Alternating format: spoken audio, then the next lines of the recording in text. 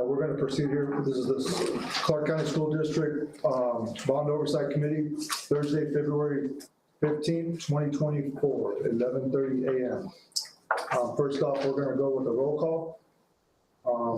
Alfonso Lopez, Chair, that's myself here. Gina Blackman-Taylor. Here. Chad Conrad. Here.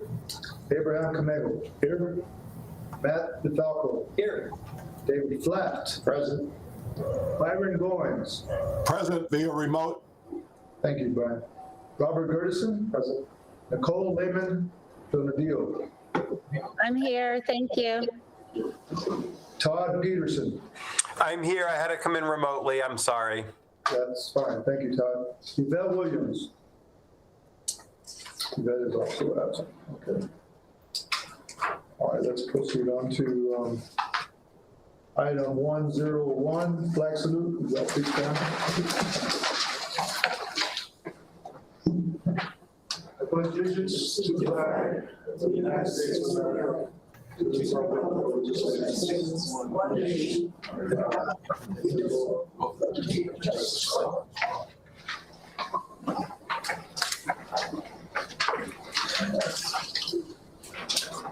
Moving on to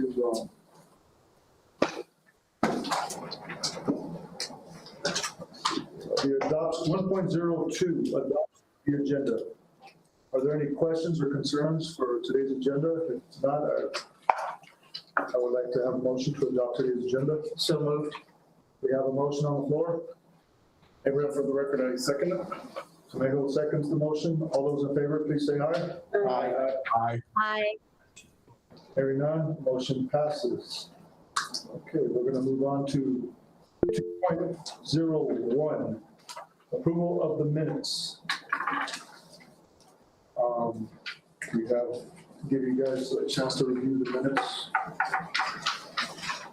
from January 18th, 2024 meeting. You guys have reviewed them. Give you 2 minutes. Yeah, let's go ahead. That's what she says. Go ahead, Yvette. I'll let you say something. You have something to say? See your hand.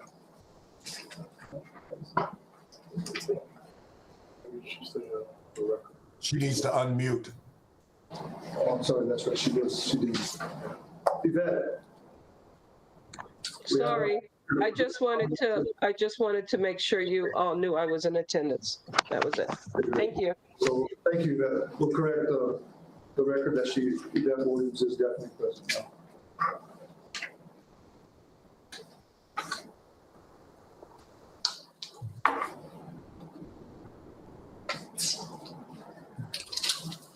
Does everyone approve with the minutes for January 18th? I'll take a motion to approve the minutes for January 18th. Roger. Public comment.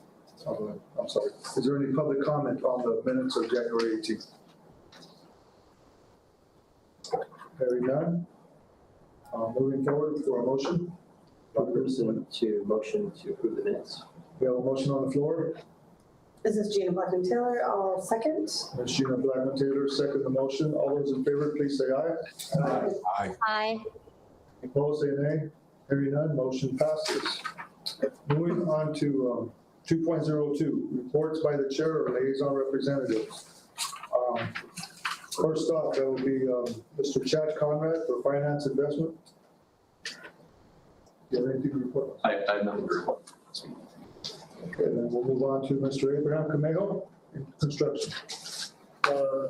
Nothing to report at this time. We'll move on to Mr. Robert Gerritsen, Design. Do you have anything to report? We'll keep the trend and say there's nothing for me to report this week. All right. Mr. David Flatt, Site Selection, Land Use. We have had a meeting, but there's nothing to report. Okay, moving on to Ms. Gina Blackman-Taylor, Community Relations. We would have had something to report, but we will be postponing it and talking about that at a future date. So nothing to report. Any public comment? Okay, 2.02. Hearing none, moving on to 2.03. Report by the Clark County School Board Trustees Liaison. Liaison remotely? The trustee? Chance. Do we have it? I don't think that we have a liaison or trustee present at the moment, so we'll hold that and see if she's able to show up later time during this meeting. But moving on to 2.04, Capital Improvement Program Summary Status. Mr. Rodney Phelps. What is all yours? Rodney Fouts for the record. Please bring up 2.04A on the screen.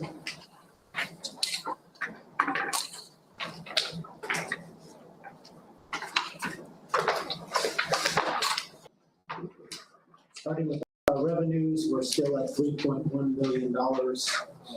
Currently working on the preliminary official statement for the next $200 million round of bond offering. Expect that to take place in potentially sell in April. If we slide down to the expenses and encumbrances, we have $2.56 billion in expense to date, with another $630 million that is encumbered.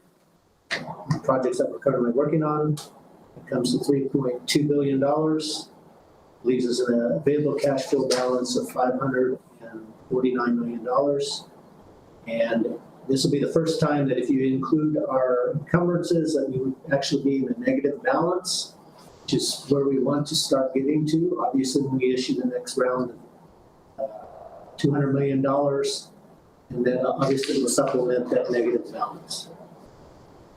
However, when we encumber something, it should be known that we do a contract out on a major project, that full amount gets encumbered, even though we don't expense that full amount at that particular point in time. It's obviously over the length of the building of that particular project.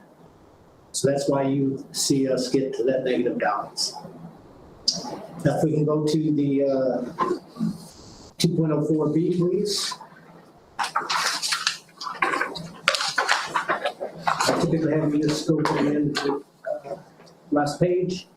We're still anticipating $7.7 billion in bond fund proceeds.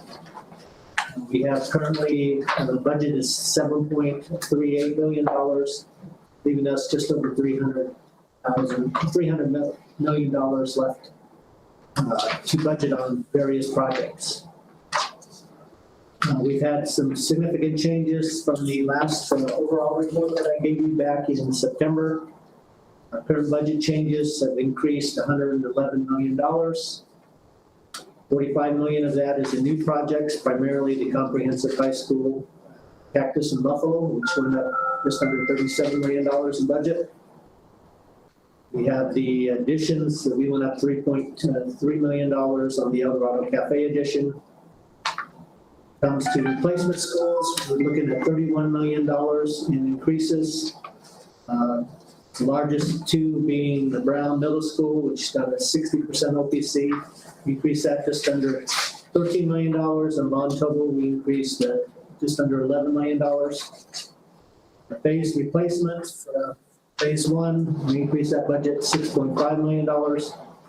And when we look at our modernizations, we have a $25 million budget change.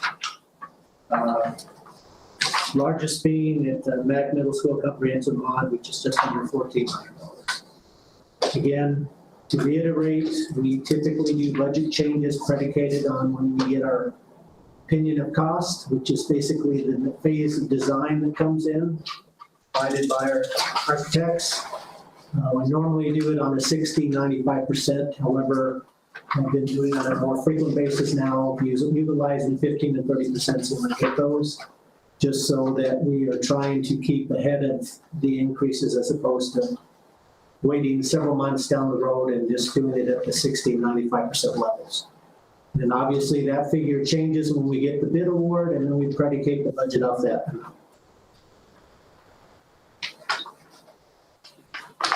Do we have any questions? Go ahead, Chuck. Good question, thank you. I'm looking back at my notes, and I apologize if this was one that was discussed in a prior meeting. I couldn't find an answer for myself from old meeting notes. But going back a couple months, the only school budget that increased, I think, out of line of what we've been talking about, the percentages that we've been kind of considering normal increases in the current environment was Helen Smith Elementary, and I think that one went up just about 100%. But that was it was a few months ago. I couldn't come up with an answer from my notes, so I wanted to follow back up on that one to see if you have a reason for why that one went from, I think it was originally in the estimate at 35 million, it went up another 30. Yeah, it was originally 35 million. The last OPC was at 60% level. It had a significant increase. Like I stated, most of our schools are getting to the replacement schools around 49 million in cost. However, this one's OPC came in with that number prior to any market that I did. So the market that I have in there is bringing that number to a significantly higher amount as well. Do you know if there was something different about that one? If there was a scope change, something that took it out of that range of what we've been seeing in other schools, with increases in other schools? Yeah, Brandon McLaughlin. So the Helen Smith is a prototype resite of a few schools leading up to it. It's a 26 openings. So probably what the difference is that we already saw the net jump of say 40 to 60% that we've talked about before, that we experienced across the board. But then this pushing out as long as it did, say 2026, we're compounding that impact three years later. So I think Ronnie and I went through some budgetary projections, so we're carrying the right amount of escalation that we've been observing the last 2 years. So just if it's 10% year over year, extrapolate that 3 years times the 46% we already were seeing. So, yeah. Okay. If you look just simply on an OPC basis from Red Rock or Mountain View, this particular project is significantly higher than what those two projects came in. So one thing that will be beneficial to us is once we get to the completion point almost, that's something like Red Rock or Mountain View, gives us some more guidance on whether we can bring down the markup costs that we've done, which will give us some leeway in our budgets. So Helen Smith in particular, just to include the remark, is a resite of Mountain View is currently that's in construction. So yes, once we actualize Mountain View, and we did just bid the first resite in a design bid build situation just this week and experienced a better number than anticipated. So we expect Helen Smith, when we get to that stage of bidding it out, will have comparable savings potentially. Thank you.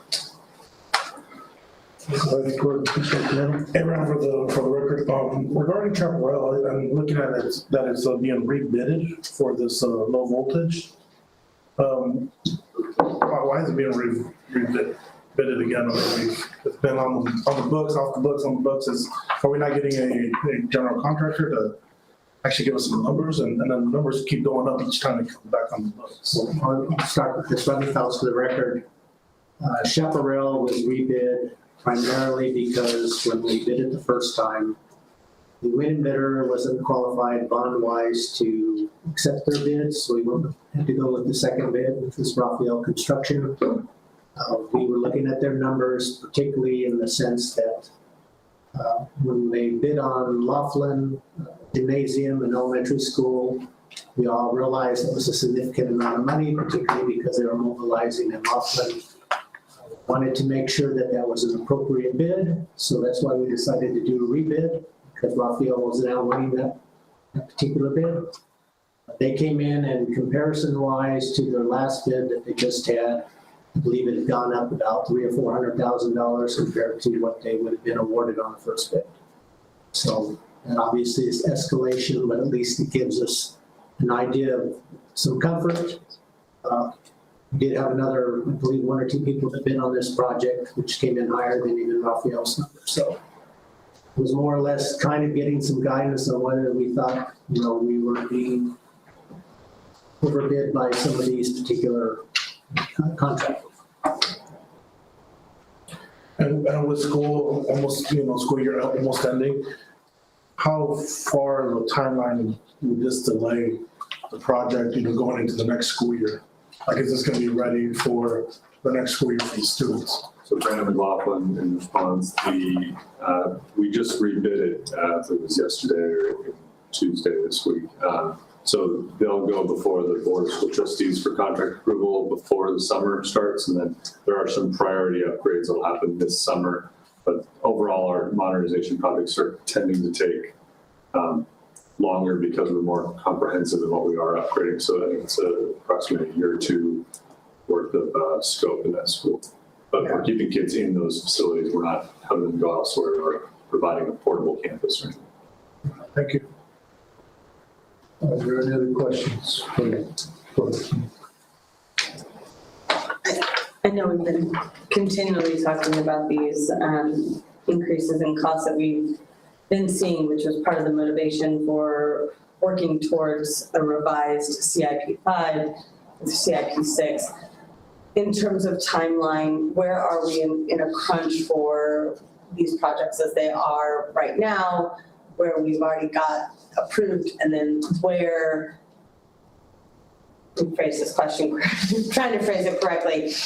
I know that we were looking at potential changes because of what was happening to our budget.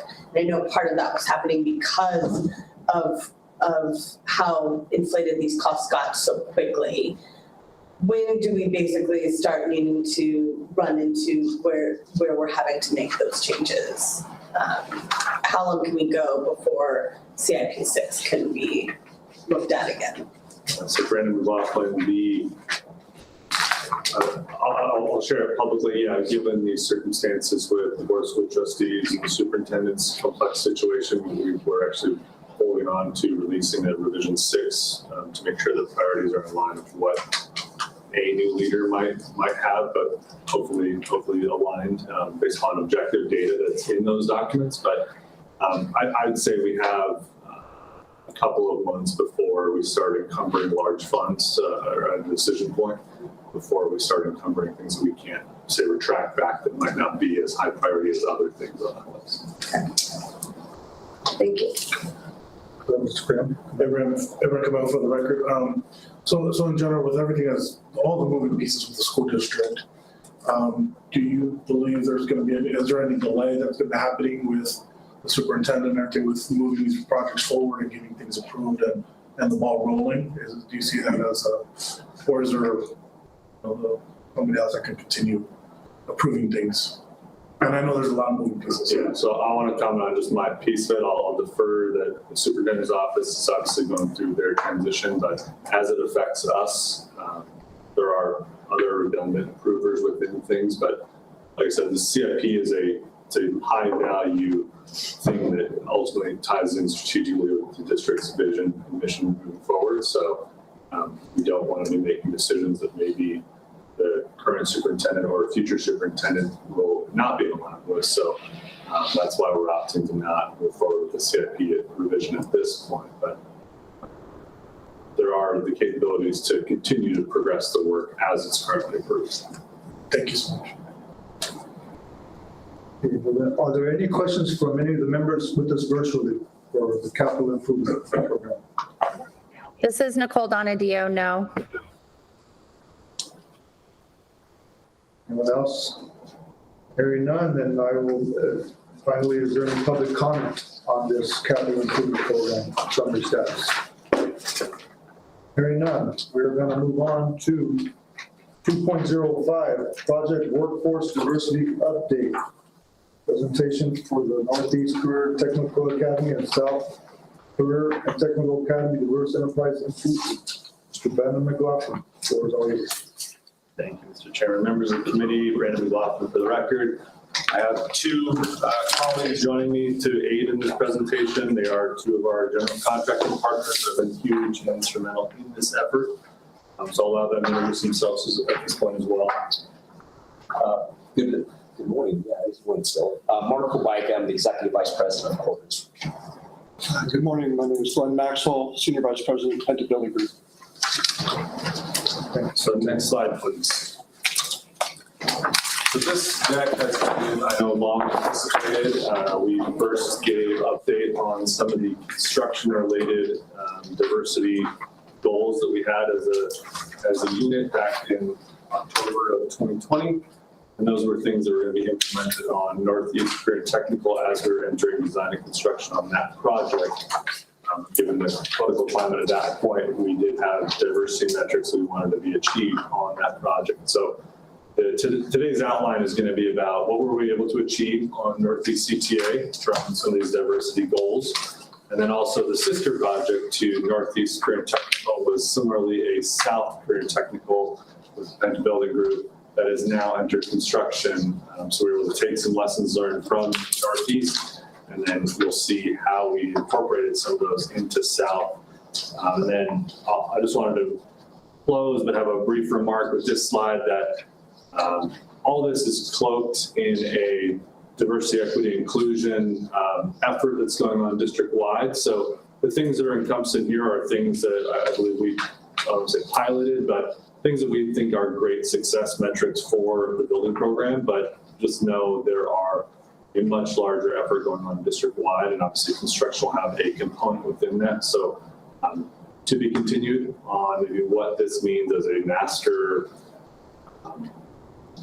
initiative moving forward, but great content of what we're able to achieve on these two projects today. So with that, I want to introduce Mr. Baika, who will go through Northeast Career Technical Academy. I'll give you a little bit of an update and then some of the things we observed as we went through. Great, thank you, Brandon. Again, Mark Kubike, Core Construction for the record. So the Northeast Career Technical Academy project, we awarded that back in 2001 fall. And you can go to the next slide, please. So we came to this bond oversight committee at the time, and some of you were here at that time, and we were tasked with the opportunity to reach a 25% diverse enterprise business, diverse business enterprise, DBE, participation on that project. Next slide, please. So just for a summary, that project was a $150 million project, 250,000 square feet at the time. It ended up being about 265,000 square feet, and our GMP ended up being about 147 million. We had 20 months to procure and build that project for a July 2023 opening. Next.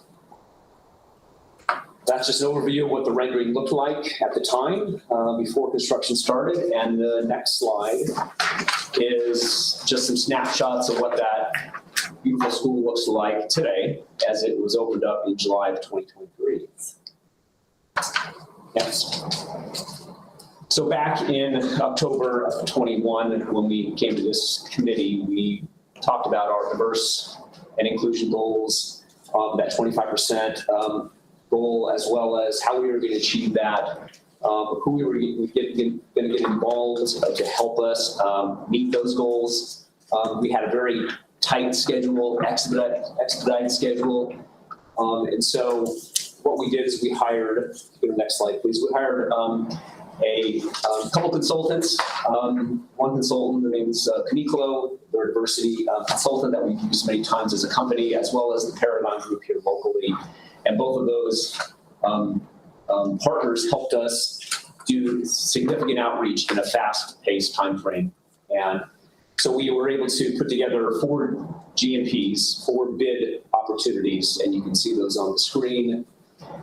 We were bidding out the project as the drawings were being developed because the architects were trying to keep up as well because of the July 23 opening. But we were able to send out all these GMPs and then have successful GMPs and continue the project. I think we started construction in probably December of 21. And then again, we finished that campus, 20-acre campus in July of 23. Next. During the process of the construction, we tracked our DB participation.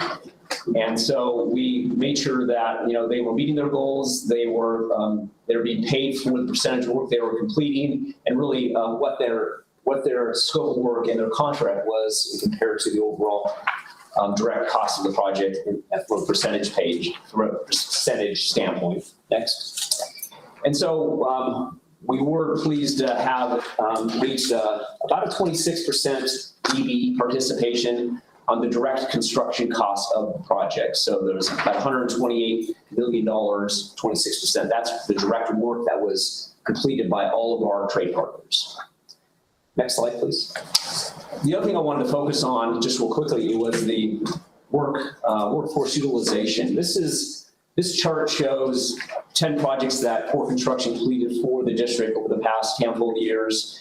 And it shows the diverse workforce that were on each one of these projects. And this is simply information that we received from our LCP tracker and prevailing wage, and it just shows the percentage of workers throughout the duration of those projects. And I want to draw your attention to the very bottom, there's a 31% there. Those 31% are a direct result of a minority status of some classification. The green box is other, and that would indicate that an individual is of a mixed race, so they could very well fit within that category. So it was about a 75% participation of the workforce on the project. This isn't the contracts, but this is actually the workforce of all those individuals. And then the next slide will show when we include the NECTA project in there, it was pretty consistent. We were now about 76% of all the workers on those projects, and including NECTA, were of a diverse background. Next slide. Now, this was a large project and a large dollar value and a complicated, expedited schedule. There were some challenges along the way. Construction is a challenge every day. But when you try and incorporate trade partner firms that may not be used to a project of this magnitude and this schedule, you had some issues along the way. But initially, when we bought out this project and met that DBE, we did buy up, meaning we did hire some subcontractors that were of the DBE status that were maybe just above the low bidder to reach a DBE status, to really increase that DBE participation. We also asked our subcontractors all to include in their bids to us a 20% minimum DB value, some participation, whether that was a supplier or a fabricator or maybe it was a trucking company that was part of their number, but they were of a DB status, so that also increased our DB participation. And I think nearly 90% of all of our trade partners were able to do that. The cost of construction did increase just slightly. It was very insignificant, but it's about 0.5% because of those efforts to really increase the DB percentage. The challenges and obstacles along the way were anywhere from maybe a smaller subcontractor that was of DBA status or not, they had a hard time keeping up with the schedule, keeping up with the workforce necessary to complete the work. So there was just a handful that we had to supplement their work to obviously meet the deadline. In school, we can't deliver it late. We have to finish it for the school to start. So we ended up working, swing shift hours and extensive hours to really get it completed. So we did have to take a little bit of work away from some of our smaller trade partners and give it to some larger just to finish the schedule and make sure that we did not meet our completion at the school opening for the fall of 2023.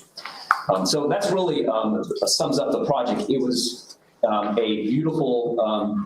is a beautiful facility. It was a great experience. We were so very proud to be a part of the project. I would say all of our trade partners did an exceptional job. Again, construction is a challenge, and there's bumps and bruises, but as a team, we got to the end, and we're very, very proud of the project we turned over to the school district. So thank you. Thank you, Mark. We'll take questions on both at the conclusion of both presentations. So I just want to thank Core Construction for being a great partner in this effort. I know the then Chief Facilities tasked you guys with a very tall order, so I appreciate the you guys meeting and exceeding it. So great metrics that we're able to report on. I think, like I said, the South Korean Technical was supposed to be built almost parallel with it through a myriad of issues. They're just now in construction recently, this past month. So we tasked them with similar, albeit lessons learned from NECTA towards South CTA's construction efforts. So I want to introduce Glenn Maxwell to be presenting on some of the initiatives we went forward with on South Korean Technical Academy. Thanks, Brandon. Again, for the record, Glenn Maxwell, Penta Building Group, Mr. Chairman of the committee. Again, as you said, originally would love to have probably been sitting here responding with the same kind of lessons learned that Mark talked about for NECTA, but sometimes going second, we have a little bit of the benefit of seeing kind of the group that's gone ahead. And so I think there's some great things that we're learning from them as well that we'll be able to apply to South CTA. As Brandon said, we just broke ground literally this month, or received our NTP this month. Next slide, please. From an overview, the two schools are very similar. Budget at 150 million. Our GMP is slightly under that. It's similar sized, 236,000 square feet. 3 stories, very similar. It's a great, in a way, case study to be able to compare the two projects. Just giving a little bit, kind of commenting or tagging on to Mark, some of the complexity. We have 29 tier 1, which is prime subcontractors, and over 42 trade classifications. So when you talk about complexity, again, for those that are maybe not always fluent as we talk a lot of lingo in construction, various trade classifications, whether it be concrete or HVAC or doors, the more trade classifications for us, even though the job may have a large budget or not have a large budget, the more classifications, the more broad the scope is, just the more complex and the more, but at the same time, the more opportunity potentially for various subcontractors to be included. So it's, while it is a large and it is a complex project, that also, the other side of that coin is there is a lot of opportunity for a variety of subcontractors to participate in. Next slide. So very similar philosophy and approach as what Core has done. We realize upfront really the success, the major success or challenges you're going to have in subcontractor participation in the small and diverse role. It really comes down to the beginning of the outreach. Most of these subcontractors from a small and diverse philosophy are by nature just not sophisticated. The principals that are running the business, that are actually out in the field running the work, are the same principals that are estimating the work, they're collecting, doing the billings and making sure they're getting paid. So to introduce an outreach philosophy where you're months ahead trying to corral them and get them interested in the job needs time. They don't have a lot of time during the day or a staff to be combing and developing relationships. So our experience in this market is that we really need to be involved in the community wherever those small businesses really get their information. We, similar to Core, have a diversity and outreach liaison with MYS firm, with Maisha Boyce, who's the president of that, sitting behind me here in the audience. We have worked with MYS, who's a local outreach and subcontractor diverse consultant for over 5 years now. We've done a lot of work on the strip with them, as well as we're currently working at the Las Vegas Convention Center in the same capacity. They are a huge help for us in really bridging our normal subcontractor information, as well as connecting the various chambers, the various trade partners. As you can see, they're just a example or a small example of some of the various businesses and communities that we really need to be an advocate out into the community to make these businesses aware of the project that's coming up. And that's really the first step, is getting the job out into the bloodstream, into the community, making them aware it's coming up and where they might be able to fit in. Next slide. So from there, our job, and a little bit of contrast to appears to what Core had to go through with NECTA, is as opposed to having 4 separate GMPs, incremental, partially because of our delay in getting going, we were able to procure this project in one single GMP. But in addition to that, we had even more runway time up front to do that as a project overall, which is honestly is a huge help for us. While we'd love to be building it, it allows us a lot more runway time to make the various entities aware of the job and start doing bidder participation groundwork. The steps that we've done and we continue to do are really outlined here. Getting the list of the subcontractors or the interested vendors, holding project awareness information sessions, whether that's with the Nevada Contractor Association, Associated Builders, the ABC, the various chambers, really getting the project out into the communities and making people aware of when it is going to be bidding, what's coming up. At the same time, we are then encouraging people to get their certifications so we can properly quantify them and qualify them as well in the pre-qualification, and get feedback and give them feedback on making sure that they can be properly matched for the scopes of work that are going to be occurring on South CPA. Next slide. So as we move from the bidder participation into the actual bidding and trade partner aware, very similar philosophy again to what Core has done. In our bidding process for many of the large trade partner scopes, let's say electrical, mechanical, structural, it's really important for us to set an expectation with the bidders at that level that they need to be participating in the diversity program. So while we do try to break up the scopes of work within the project so that there are some specific scopes that can be direct bid by the small and diverse businesses. Another huge piece of that, though, is requiring any prime subcontractor that's bidding to have a participation level and being judicious about getting that participation. That's part of our bid documents, part of our requirements, and honestly, it's part of our bid leveling and D-scope as well, to force accountability and understand what they are putting in for third-tier subcontractors or vendors. Again, a big piece of that up front, though, is shotgun marriages just don't work. Construction is a risk business.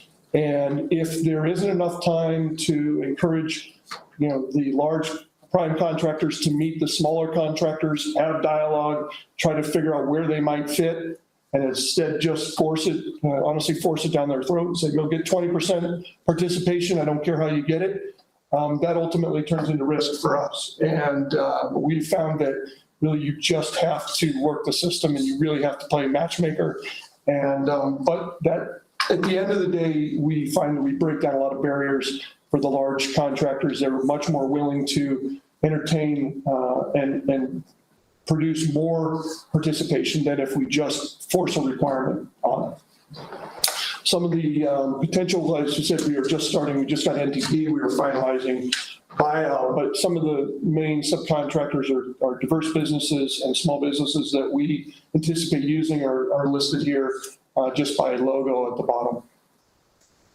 So I think one of the lessons learned that we tasked the South team with was obviously Mr. Vika presented great lessons learned. Mark and Mr. Maxwell just spoke of we can chase a percentage of workload, and that's one aspect of it, and that risk or that the chasing of that equates to dollars, frankly. So with the South team, we focus less on quantitative performance parameters for them. They need to meet a certain percentage, and we thought more qualitatively, how can we grow the marketplace to have more businesses doing work with us and expanding our net, not just a percentage that we were targeting. So some of the things Mr. Maxwell's going to go through are more of those qualitative parameters that we were able to focus on instead of any quantitative parameters. Thanks, Brett. And Glenn Maxwell, Penta Building Group. So next slide, please. So philosophically, this is a big piece for Penta in how we really see the diversity, small and diverse participation within the industry. We have been at this process for a variety of clients and market segments for years.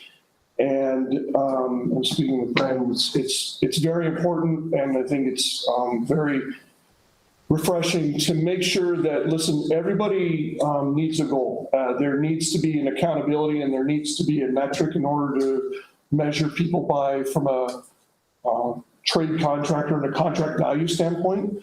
But in our experience, not having any other metrics other than just cost of contract does not always achieve the ultimate goal in our mind, which is developing small and diverse businesses to be better businesses and to be better contractors, and to ultimately grow them into a situation where they are competing regularly for work on their own with the district and just building capacity. We've talked about a lot of work that's coming down the pipeline for the next, hopefully, decade, and we need, as a general contractor, we need more subcontractors. We want contractors that are in the valley, right, that are doing work for us. So without trying to go too much on the soapbox, just forcing a value that I need, $10 million of diverse work without any look at what that contractor, their goal may need to be, could both hurt that contractor. They may take on more work than they're really able to do.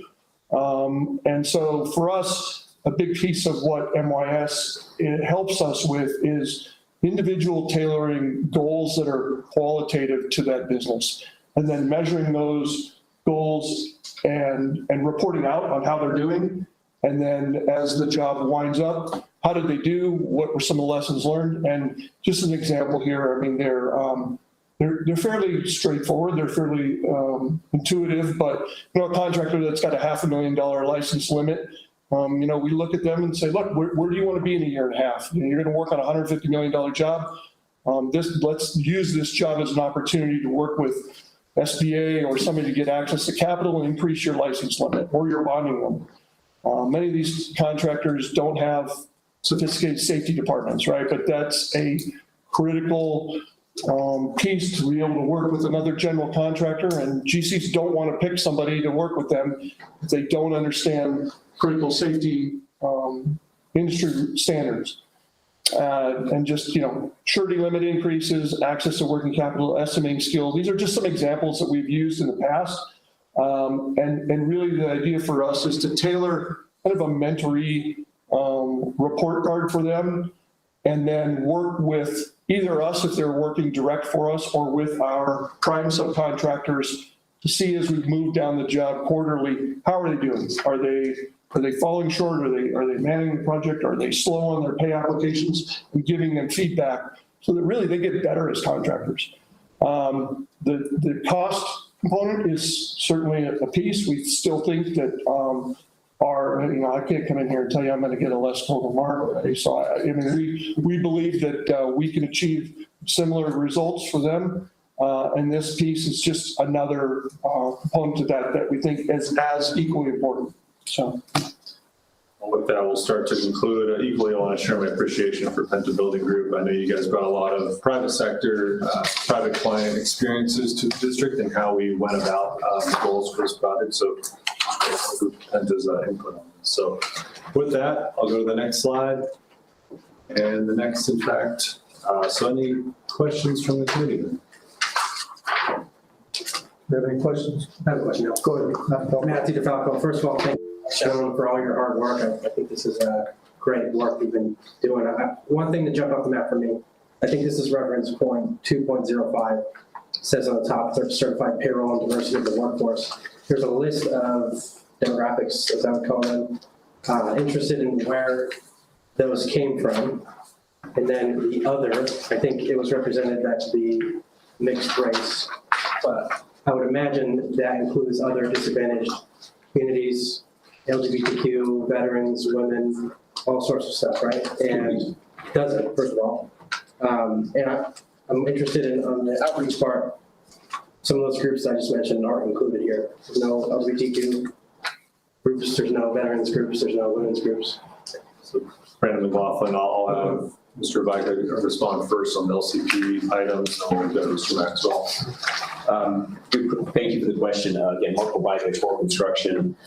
So this for now is essentially from our LCP tracker, which is our software that we all use to track our wage rates and hours worked on a project to meet the prevailing wage criteria in 338 NRS. So this just comes directly from that. And it essentially identifies what each individual, when they fill out their time card for that week, what they check as their diverse background. So I can't tell you what the other actually means, other than my payroll expertise know when they talk to these subcontractors who is working on those projects, and then they may not want to identify themselves as one or the other, but they check the other box. So I can't really explain exactly, but I do know that they don't meet the Caucasian classification. And so that percentage may be, 74%, 73%, but the way we look at it and what we track from LCP Tracker kind of gives us this data, and that's why it's a high number of diverse workers that are on every single one of our projects, as we know. Was there any follow-up on that? No, I think that makes great sense. Thank you for answering the question. I mean, it sounds to me like that individuals are checking the other box. You bet. Yeah, so I appreciate that, but I think it's important to make sure when we're doing our outreach that we're including all sorts of different diverse communities in the valley. So then I'll punt it to Mr. Maxwell to respond. Maybe is there others that? Yeah, absolutely. Thank you again, Glenn Maxwell, Pennsylvania Group. Appreciate the comment, and really from the label of diverse business is a simplification from my standpoint to for a lot of the labels, but you're absolutely correct. And apologize for probably not making it more clear, but in terms of our evaluation of the groups that are represented, you're absolutely right. Whether it be veteran or LGBTQ or some others that are probably not logo-wise represented on the slide, that is absolutely a focus for us. And from MYS's guidance, we get reports on not just the small and diverse overall percentage, but then again, classification, we can bring that report, how that breakdown similar to the workforce, how are we spread across those various representations to make sure that we are trying to achieve global representation, not just one particular subset. Hopefully that answers. It does. I appreciate that. Thank you very much. I think when you think about the percentages that are under the other column, it really adds to it in a significant way to the diversity of the contractors you guys are using. And in the DBE, so in terms of the workforce at the worker level, the small and diverse, and this is, again, just another nuance, the contract value percentage or goal is really tied towards ownership, the registration and the ownership of the small business.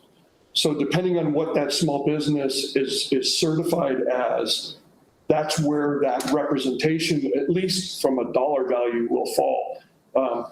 But on the workforce level, you could have all different representations across many different types of businesses. So it's kind of two sides. Well, it's two different points, probably is the best way to say it. But on the contract, which is again a reason to at least look holistically at some point, is just how a diverse business is owned is not necessarily completely representative of how the entire workforce is made up.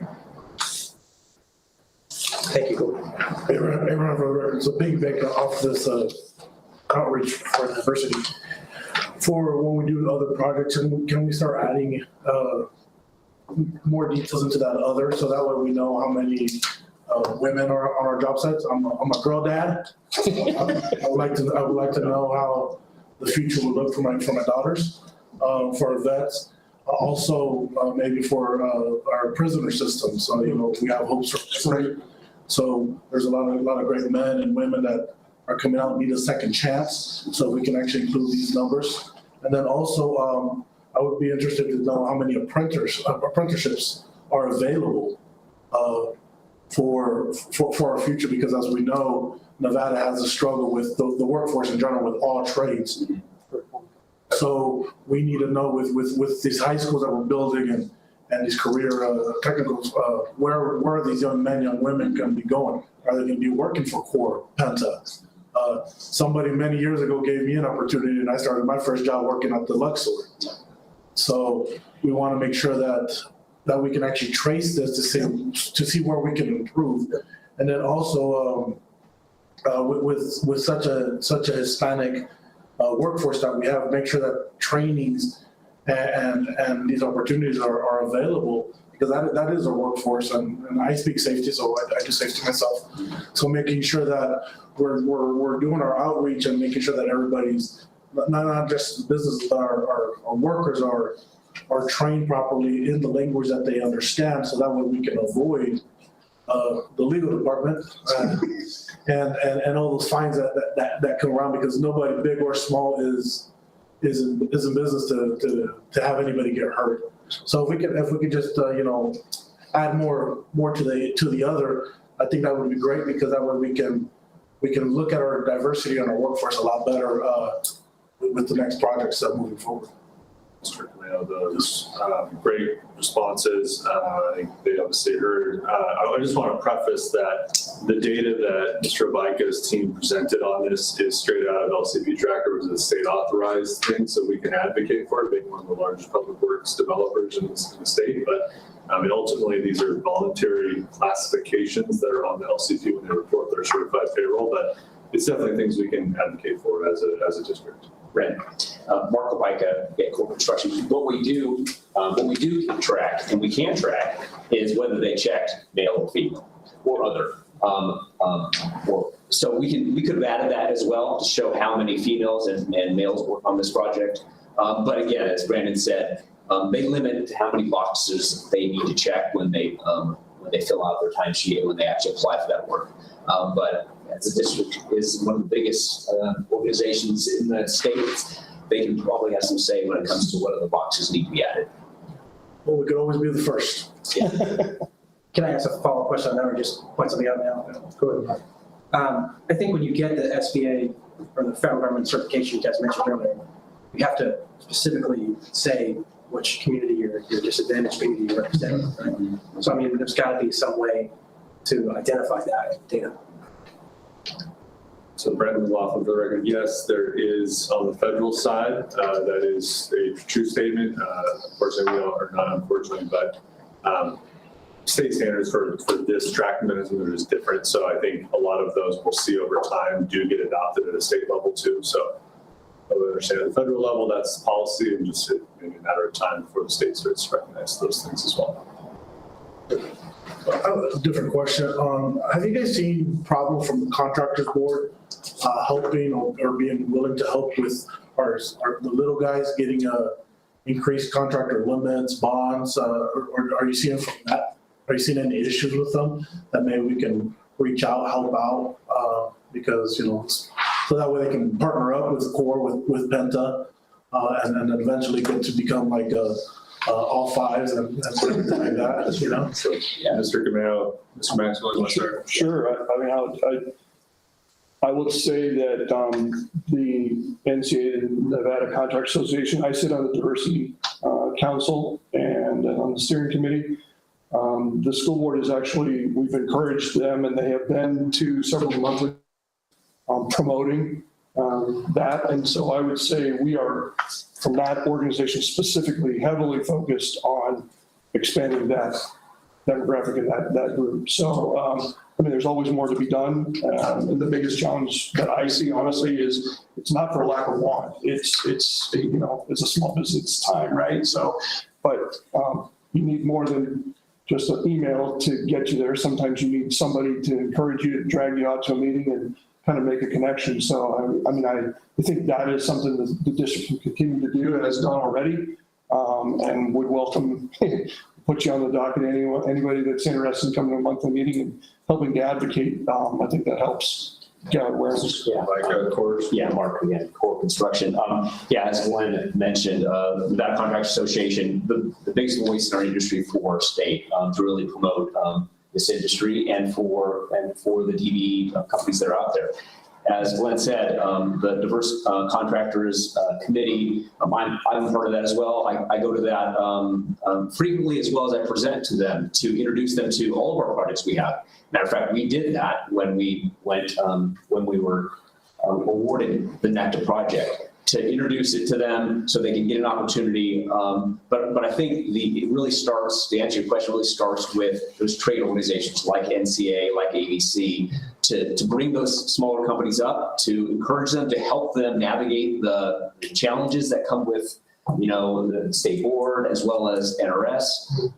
And then once they are, they get interested, we then pull them along and help them get pre-qualified with us. We hold their hand to make sure they understand how to check all the boxes, make sure they're comfortable. That's part of our job as well, to promote those that want to be part of the public works construction realm. And a lot of the small companies just aren't. It's a little scary. NRS, prevailing wage, labor commissioner, all those things are, if you don't understand it, and you don't have a contractor like Penta or Core helping you along the way, they may never get into that. So that's our role as well, but NCA is a great advocate. Thank you so much. So that's it. Are there any other questions? Al, Go ahead. Yvette has her hand raised. Yvette, go ahead and ask your question. Yvette Williams. Yes. Go Thank ahead. you. I guess I might be one of the minority in this meeting today. I'm not so excited about the report that I see, particularly around the workforce. If you recall, when we first started this whole diversity and inclusion project, it was a lot of that had to do with workforce. So my first question is, this is a 5-year report that we were looking at, is that correct? No, it's maybe 10. Yeah, Ms. Williams, Brandon McLaughlin, for the record, the one for NECTA is around 10 years. Okay, well, on here it says 5-year history. Starting on page 11. I can't read it. The certified payroll and diversity of workforce. It says core construction 5-year history. Am I looking at a 5-year history, or what am I looking at? Yeah, Mark Provica with Core. This is a 5-year history of projects that just Core has completed for the district. Okay, so since the trustees have approved this plan, do you have data for, let's say, the past 1 year or 18 months? These are, again, Mark Provica, these are based on project-specific data. So if we worked on a project for the district, we can provide that information for you on what those results were for that school project that we're building. So again, these are building and project-specific. I understand that, but I don't think you're understanding what I'm asking for. The data that you're showing on the projects that you've completed is 5-year history, correct? Correct. When we completed. So we haven't, what I'm trying to ascertain is what has been the progress made since the plan was approved by the trustees, which has been about 18 months. Do you have that information on projects completed? So, Ms. Williams, Brandon McLaughlin, like I mentioned at the outset, there are much larger DEI initiatives being adopted by the district, and those are still working their way through standard policies and procedures and contracting practices with the district. So we could ascertain what we have available over the last 18 months, but in this presentation, that information is not available. I'd like to see from the last 18 months, in fairness, because looking at this is no improvement from what I saw initially. And if we want to be honest about it, the minorities that are underrepresented in this workforce represent about over 30% of Nevadans, but then they only represent 1.5% of the workforce on this bond. So that's very concerning to me. And when I continue to say and emphasize that you cannot continue to lump the ethnicity, which is not a race, of Hispanics as minority, because they may be white Hispanic, black Hispanic, Asian Hispanic. I don't know how they racially identify. So when you say Hispanic, that's a very wide scope, and they're not a group that's underrepresented. In fact, in most cases, they're overrepresented from other groups. So we're not talking about those who are getting work. We're talking about those who aren't getting work.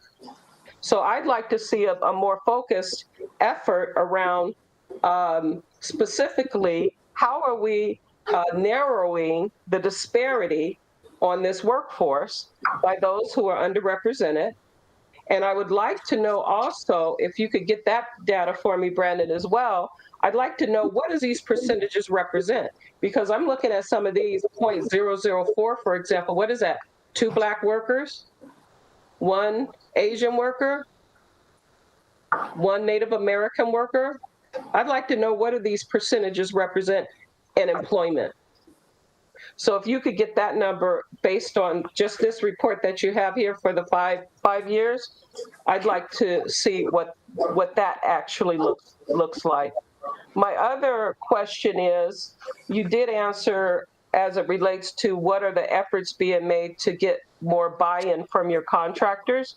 Have you had any conversations with your contractors about the lack of diversity in their workforce and the challenges that they may have?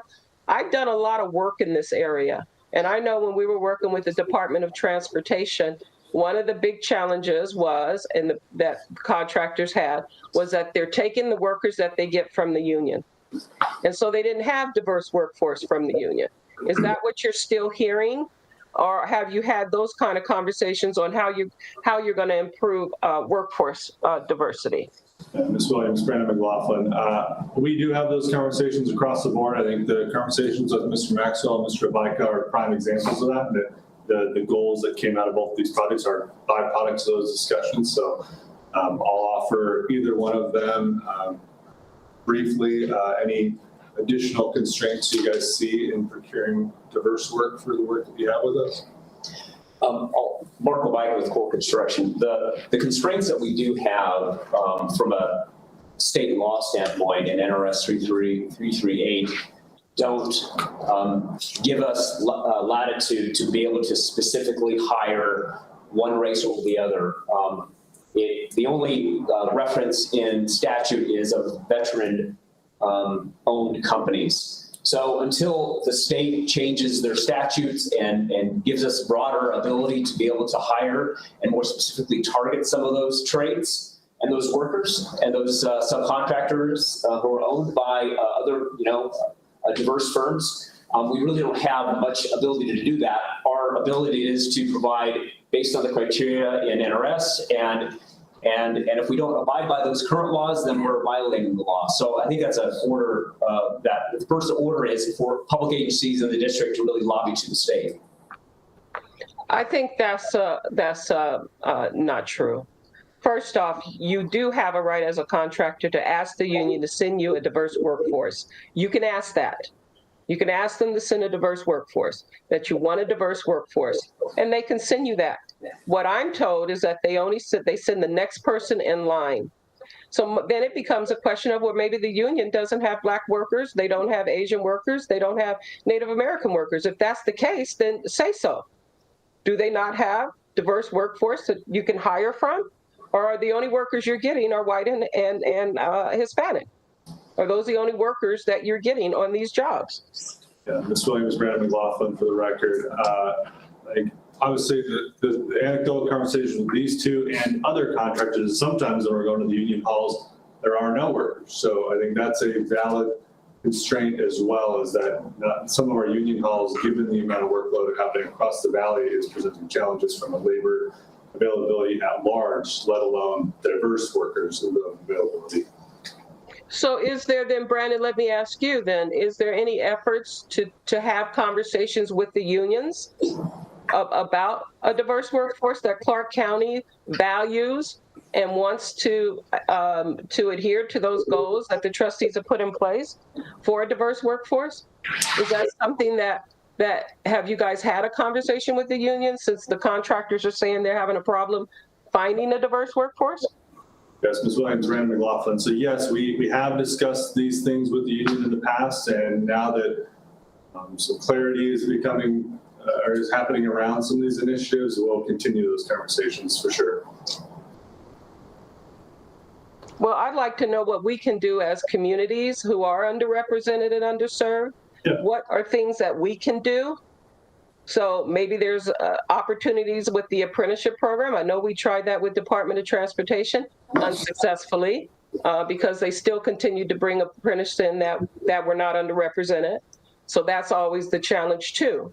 So we do have programs within CCSD, our career and technical education programs, for example, at Desert Rose, where they have electricians and welders and different skill sets that those kids are learning and graduating with those skill sets. But the feedback I hear is they're not getting hired either. They're not being brought into the union. It's basically the non-union shops who are offering them jobs. So this is a bigger issue for me. And I think it's one that we need to really be honest about and have some honest conversations about so that we can begin to have the kind of workforce for CCSD on this $10 billion bond that all taxpayers are paying.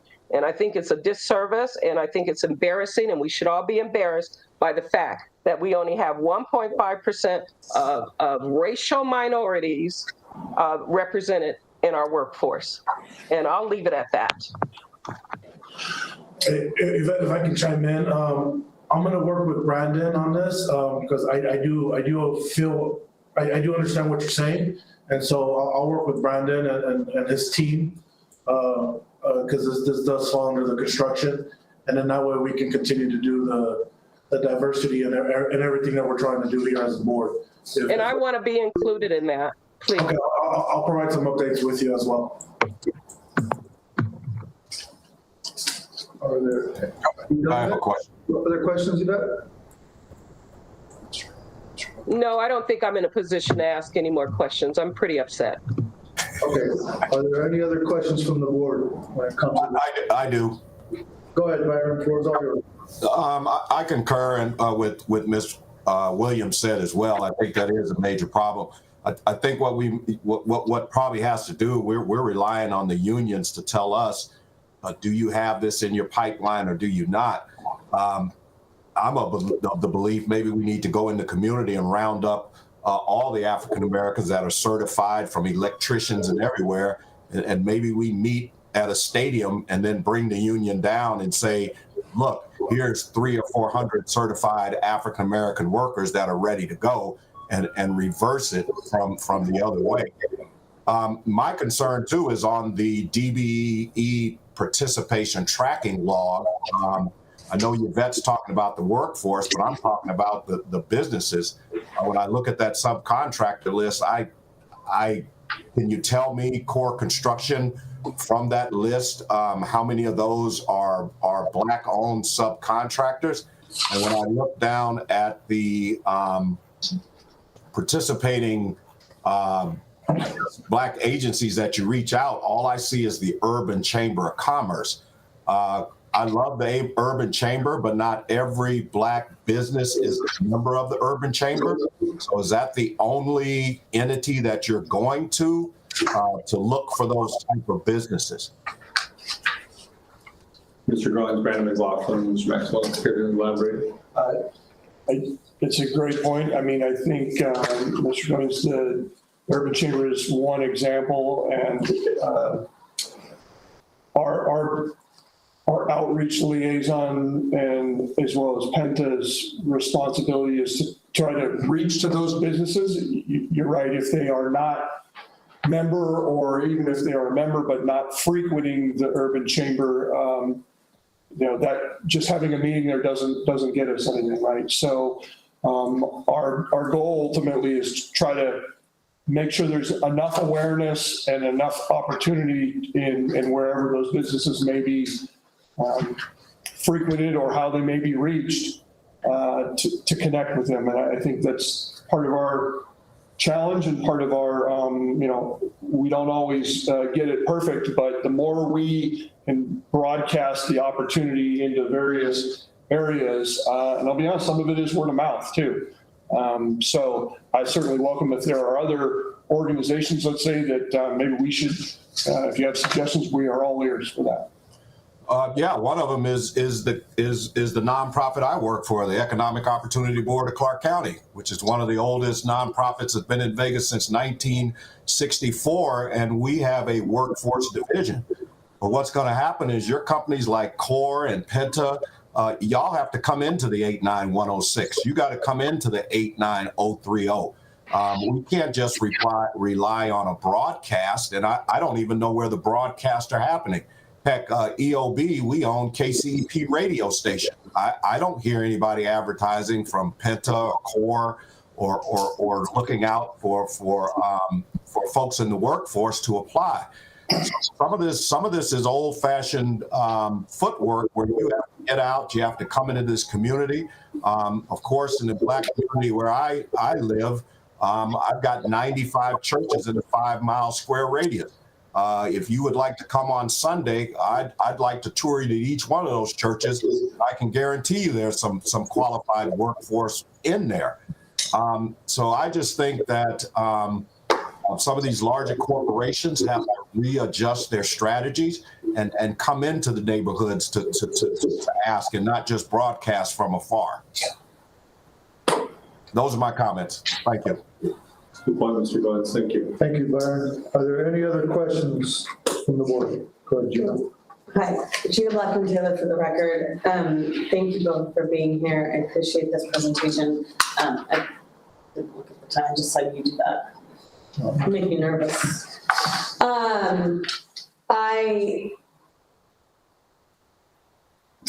To echo some of those conversations and some of the points that have already come up, I think you've already touched on some of the strategies that I do think, from having met with Christy Eccles about this, with predecessors for Brandon, and the different avenues that produce a greater diverse workforce and a greater diversity on businesses, that they are, as you mentioned already, that they are separate tracks and almost require separate strategies as well. That time is always the enemy when it comes to being effective in this space, and the need and continuing need for outreach and the importance of trying to continue to find what we don't know, what is unexplored, and so one of the areas that I know that we talked about with Justin Lamb in the past has been also communication regarding smaller jobs with CCSD that don't hit these high-level thresholds of Core and Penta, where you get these companies used to working with the district with those policies at a much smaller scale. That process, that procurement process here, is one of the targets for the diversity disparity study. There are challenges with communication. I know that, the classified section of the review journal is, in my opinion, not going to cut it when it comes to understanding how to navigate even that bid process. But even being on the list for those jobs that can be given out without a bid process, that process is opaque and can be difficult to manage. Those are areas where I see a possibility of greater outreach, greater communication. I guess, to me, I would love to just continue to see that push on those areas. I know cost came up, and it was minimized, but I know that can become a sticking point or an attack point when it comes to pursuing these policies. So I think maintaining that area where we can look at where those cost updates are and look at what we're buying with those cost upgrades. Focusing on pipeline is really important to me, and they're talking about that when they're talking about the pipeline of workforce development. They're talking about it when they're talking about the pipeline of these companies.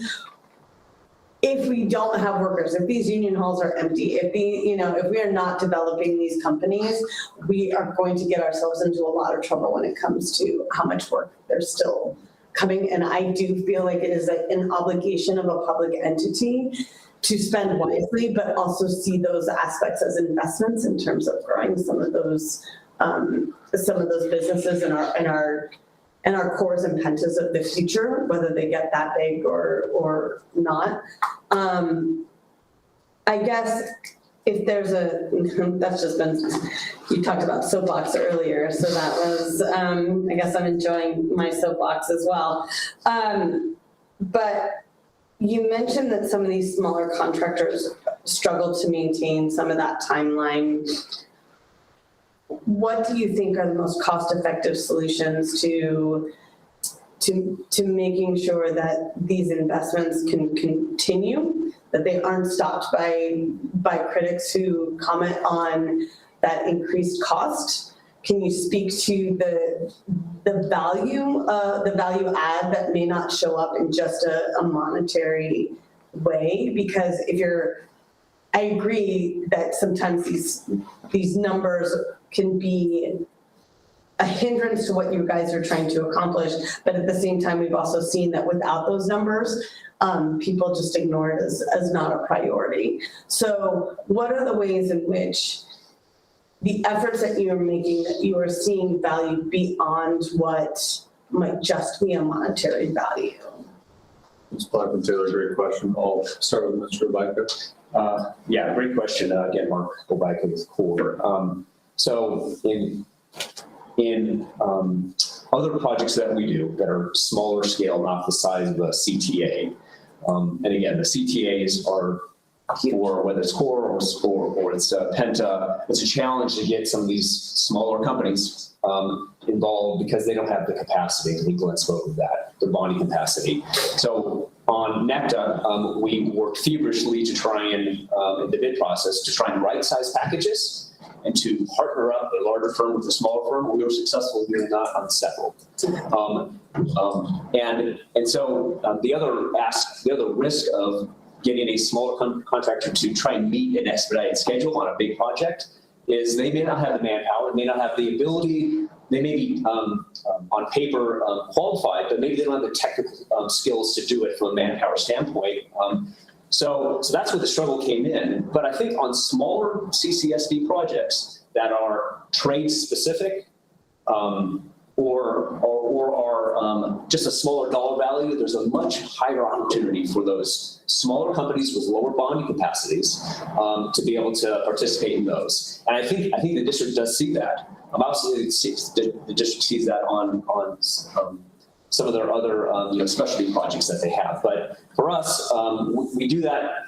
We will continue to do that. On NECTA, we had DD Mechanical, who was one of the African-American Black-owned companies who partnered up with a larger company. And from the other list of companies we have on our DB tracking list, I'd have to go back and see what their classification was. But nonetheless, we'll continue to do that. But I think smaller projects have a greater opportunity for them to succeed and to get that experience to be able to build their company and then to take on larger projects when they're capable. Just one quick question with that. I keep hearing you say these smaller companies get a chance to grow and get experience. But what if a company wants to stay within their little niche and they don't want to grow? Aren't they still eligible to work on these projects and do just what their area of expertise is without having to do the expansion? Yes, sir. McLaughlin, yes, that's obviously that's a goal they can have, and we welcome all diverse people that want to do business with us, regardless if they want to grow or not. And Mark Baika, again with CORE, on NECTA, if we have a steel package that is $30 million, there's small companies, small subcontractors don't have the capacity, bonding capacity, or ability to qualify for a project of that size. So, but on smaller ones, if the steel package is say $500,000 or $1 million, by all means, yes. If they want to stay in that realm, great. But I was just trying to show an example of NECTA being such a large project that it was more difficult to bring those smaller companies in. And that's why we right-sized packages. We broke out scopes so that they could participate and be a part of, say, the steel package, but not taking on the entire contract. Thank you.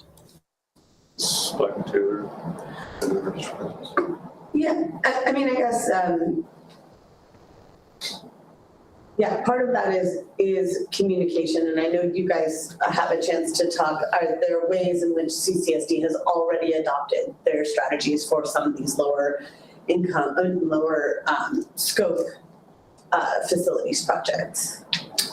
Right, yeah, great question, Dr. Taylor, Brandon McLaughlin. Yes, our contracts or our purchasing unit are aware of what some of those initiatives are going to have to be, but have certain thresholds defined by state statute. So once we enter into that formal bid territory, which is currently $100,000 and higher, formal setting, yeah, there are initiatives we're going to be working to implement to try to capture smaller projects to meet some of the goals.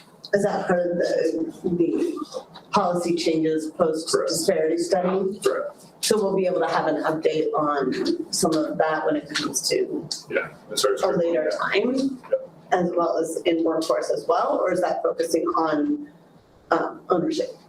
I'd have to clarify with our purchasing unit. Okay. And then then to you as well, what are some of the ways in which you find basically a motivation, the value again that comes beyond, because this costs money, it costs time, it's right, it's easier likely to just go with companies that or not have to invest in this. So what do you see as the value of investing in these processes?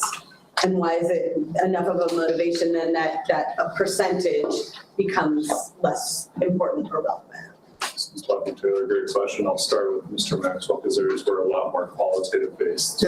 Yeah, again, thank you, Glenn Maxwell, Pennsylvania Group. I mean, again, just to restate, I guess, philosophy is I certainly agree and understand the need for a percentage of contract value as a metric. I don't disagree with that philosophy at all. I think my interpretation is that coupled with some qualitative goals, it's not just one or the other. But in terms of what the motivations are, I mean, you see it every day, is that to what Brandon has talked about, many of these businesses want to do more work and want to work direct for the district. And listen, the contracting business is not easy, right? Finding a client that is repeatable, pays on time, does what they say they're going to do, has a pipeline of work, and honestly is for many cases for the community that they live in and their kids go to school in. I mean, that is a motivation that drives a lot of people in and of itself. So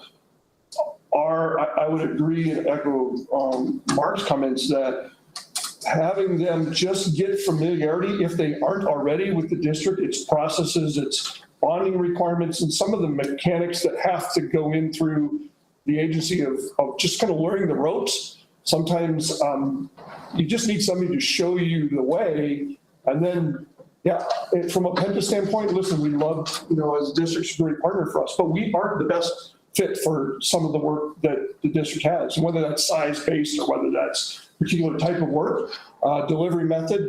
We're not one size fits all. And so the more that we talk about, the more we see more pipeline within the valley and giving, kind of the valley becoming almost self-sustainable with its own workforce or its own contractors, ultimately is best for the valley. So I want to see those companies working for the district direct, whether they're competing against me or not, is a whole other, is really less of an issue. In other words, it's worth perhaps the slight expense or extra cost in order to. There's ways to mitigate the cost, yes. So Ms. Blackwood, I think, yes, thinking of it as an investment is absolutely the perimeter of the district. Appreciate that. Thank you both, and thank you for your commitment to this. Are there any other questions from the board? I have my hand up. Go ahead, Ms. Williams. I have another request to make. with the LCB tracker, what questions do they require? Maybe that's something, Brandon, that you could send to us? Yeah, Ms. Williams, I can follow up with that. Yeah, because I'd like to know exactly what questions, because there was references to different designations they can check as a worker on these jobs, and so I'm not sure what all the questions are. I do know that they do ask race and ethnicity, because we were the organization, the Clark County Black Caucus was the organization that actually fought for the mandate that on every public work job in the state of Nevada, that contractors and subcontractors must report race and ethnicity. And it was race, we added ethnicity. And so I just want to reemphasize again and put on the record that when we look at race on these jobs, every racial group, with the exception of Caucasian, is less than 1%. Is less than 1%. I just want to put that on the record. Thank you. Thank you, Ms. Williams. Are there any other questions from the board when it comes to workforce diversity? Just have a comment. So it was maybe back in 2019, we started really having discussions, and Ms. Williams really championed the topic of inclusion and diversity. And I just wanted to commend CCSD for addressing this, because I know at the last second in 2021, I think it's when CORE started the process. I know it was an effort that was unexpected, because I don't think it was part of the RFP in there. So that was a tremendous effort, not only on the part of Clark County School District to find this as a viable investment, and thank you for addressing that. And then I just want to also thank CORE for making that valiant effort to just open the door to making this an investment that we want to pursue further. And I think with the help of Ms. Williams and with Abraham, I think we can sharpen this tool that we've created and just hone in to making it more effective. So thank you both. And thank you, Penta, for being a great CMAR, participating in this effort. So thank you. And I just want to say thank you for that, but I want to say that this legislation, this Nevada revised statute, goes back, I believe it was 2013 when that, it might even been 2011 when we got that passed. So it's been required for about a decade now. What you saw in 2019 was an addition to other designations such as veteran, women, LGBT, those other disadvantaged groups. Thank you, Ms. Williams. Are there any other questions when it comes to workforce diversity from the board? From anybody virtually, any questions? Do we have any other public comment when it comes to workforce diversity? Hearing none, moving forward on to 2.06, questions and or removal of items on motions and taskings, liaison taskings. Ms. Williams, we have analysis of the district cost savings. We have, Go ahead. I'm sorry, Mr. Chairman, I didn't mean to step on you. Let me just,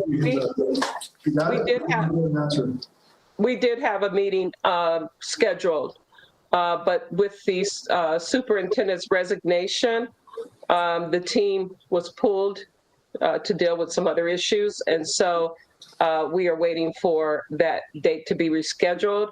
But Brandon may have a better update for you as to when that will be. Maybe there's been some conversation that I'm not aware of. Okay, Ms. Williams, I know as much as you.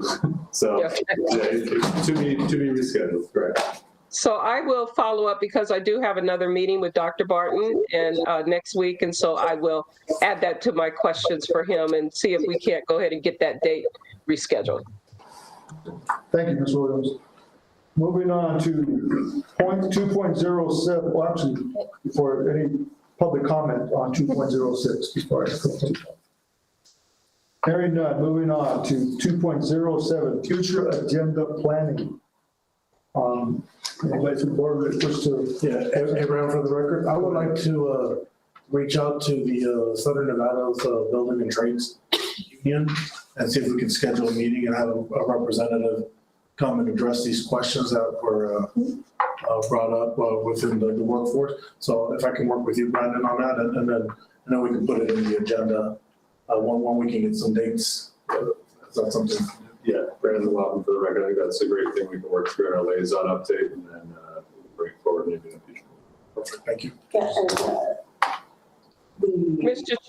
Mr. Chairman, I didn't put my hand up. Can we also add in that presentation too, is the questions that I had asked for kind of an update on this report? Yes, I think that's the angle that Mr. Kameko was looking at to try to address some of your issues.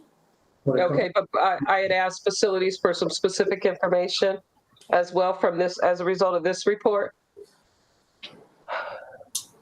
So there's, Ms. Williams and Brandon McLaughlin, there are some specific follow-ups that I'll share back through the entire committee, but I think some of them may be deferred to this presentation that Mr. Kameko and I worked through, and obviously in consultation with you as well, so I think both. Okay, thank you. I have a question now. Go ahead, Matt. I just got here, this is my second meeting, but it took a long time to get here. I think this is a really important committee. Do we have people that are on the committee who just don't participate? And Last question. Sort of like don't show up. Well, Mr. Flores is here? no, Mr. Flores has resigned Okay. his position, but there's something in the bylaws that they miss 3 times within a 12-month period. They gotta vote. They will ask for resignation. Yes, absolutely. Thank you. Are there any other items that we'd like to put on future agenda items of the board? Well, Mr. Chairman, since we brought up bylaws, when will we get bylaws? That is something that's going to be addressed in the near future. Again, that's been postponed also due to the change in leadership with the district. So once we get all that ironed out with who's going to be taking over for JARA, then we can adjust those issues. Well, I would love if this body could make it a priority, because we have been waiting over 2 years for updated bylaws. There's always seems to be something that prevents us from moving forward with bylaws. And I think that we as a committee need to make that a priority. That's our guidelines. That's how we operate. And I think that it hasn't been updated in, I don't know, over a decade or 2. I think we need to make this a priority. Is this something maybe we should talk with our liaison, our trustee liaison about? Because we are a committee under the trustees. That's correct. Maybe they can move it forward? Yeah, these bylaws haven't been amended for the past 6 years, according to Gina's record. Yes, we can, unless we have other discussion amongst the board, or you guys want to try to address this. Like I said, we've been advised that since JARA's, there's a transition period going on, that changing some bylaws within this transition period may complicate things. So, I'm all ears, guys, if anybody has any other I would, if I ever from the record, maybe if Crystal can help us out with that, does DARA affect that change of leadership for us to put it in? I know there's a lot of moving pieces. Yeah, so generally when there's a potential change in bylaws, you go through your liaison and go through the internal process. Yeah, I think we need to at least wait till the school district settles down just a little bit from top leadership. That's in my opinion as well, but anybody else has an opinion on that? I'm with you, Al. Okay. Have we discussed this with our liaison? Has a executive board discussed this with our liaison? Trustee Guzman? Katie right now. Oh, okay. Trustee Oversight liaison. I have brought it up to because staff just gave us instructions that that should go through our liaison. So I'm just wondering if our liaison is even aware of it or has seen it, or have we discussed it with her? Have we shared what we're wanting to do? Maybe we could try to schedule, maybe we could try to schedule a meeting with trustee Williams and as she's the liaison, and then we can try to move forward after that meeting. Get her opinion and Yeah, go that's a move good forward. Executive board can set up a meeting with them. Okay, yeah, take care. All right, Thank you. we'll set up a meeting with the trustee to see what the repercussions, the benefits, pros or cons are about doing this now. Yeah. Instead of waiting. That's a good idea. All right. Are there any future agenda items that we would like to discuss? Hearing none. Is there any public comment when it comes to future agenda items? Hearing none, moving on to 3.01. Public comment, once again. I have a public comment. I would just like to say, pass down to Brandon and all the team from the school district, especially the facilities. Right now, we're in the playoffs with basketball and wrestling. So this is more of a dad shout out, but I just want to say that the entire team of the school district is doing a great job with hosting so many parents and so many events valley-wide. And just want to say that I'm excited to go to state with my son. So we're going to state. We're leaving after this meeting to prepare. So hopefully we can bring a state championship home. So I just want to put that out there. Just happy moment for myself. Good luck. Congratulations. But I do want to say that the facilities and everybody involved to keeping these facilities going and active they're doing such a great job right now with all the activities and sports that's going on. Share with the facility management. Do we have any other public comment? 3.01. Maybe. Well, I think I will just veto what was just said. Because I do a lot of work at the schools, and so they are doing a good job. So I just wanted to stamp that. I think you said veto. I thought you said veto what he just said, and I was like, okay. I know I said Dito. Dito. That's why I used a different word. I was like, well, let me say stamp. Maybe then that'll make sure. Also, just want to say, I want to recognize Michael for his time that when he did serve on the board, he did resign. He's a busy guy. So just want to say, make sure that he knows that we appreciate his time and his hard work that he's put on this board. I'd also like to echo Abraham's compliments on Mr. Flores. He is a very busy guy. His time and effort on this board is very well appreciated. Other than that, I have one final motion, looking for a motion to adjourn the meeting. Peter Blackman Taylor, this is a motion to adjourn. We have a motion on the floor. Abraham for the record, I second it. Conejo seconds. All those in favor, please say aye. Aye. Opposed?